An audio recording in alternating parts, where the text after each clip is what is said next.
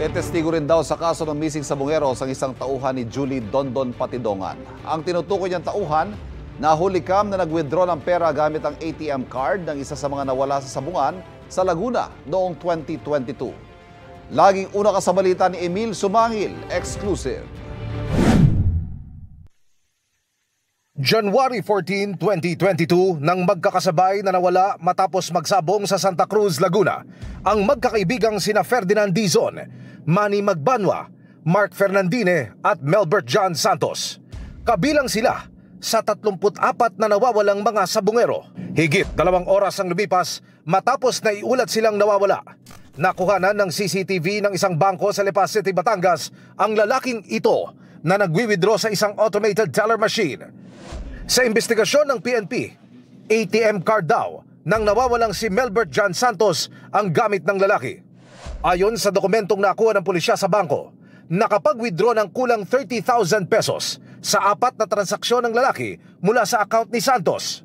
Kung ma-identify po natin itong nag-withdraw sa ATM, siya po ang magbibigay liwanag dito sa investigasyon na to kung bakit po napunta sa kanya yung ATM ng isang biktima.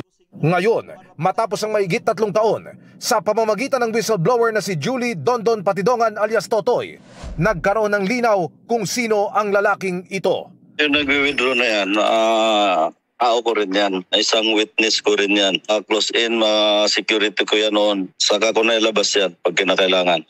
Naniniwala si Patidongan. Malaking may tulong yan, gawa yung ATM na yan doon sa isang missing sabungero. At ang masama niyan, inutusan lang yan ng isang tao ko rin. Siya ang kumuha ng ATM bago mawala yung missing sabungero. Inutusan siya nitong tao na ito para ano? Para mag-withdraw. Nanawagan si Patidongan sa iba pa niyang mga tauhan na lumantad na.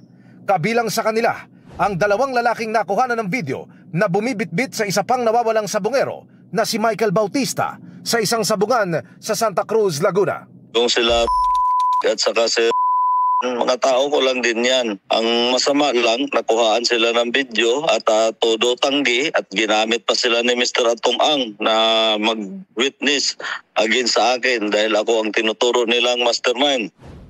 Nabuhayan ng loob sa mga development na ito ang kaanak ng mga nawawala, lalo na ng ama ni Melbert.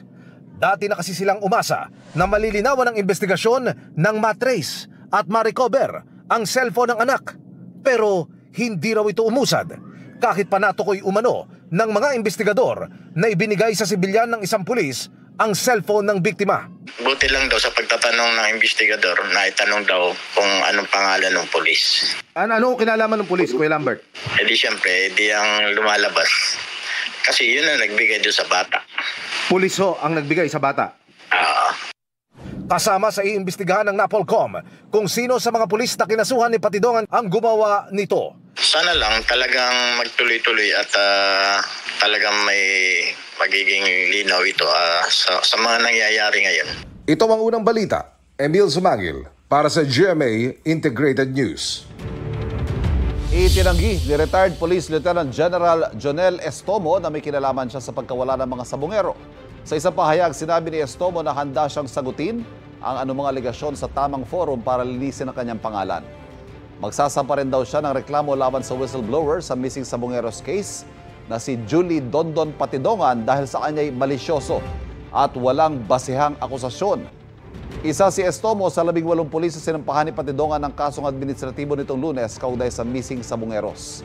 12 na lang sa kanilang nasa serbisyo na pinadalhan na ng summons ng National Police Commission. Kapuso, huwag magpapahuli sa latest news and updates. Maging una ka sa balita at mag-subscribe sa YouTube channel ng GMA Integrated News.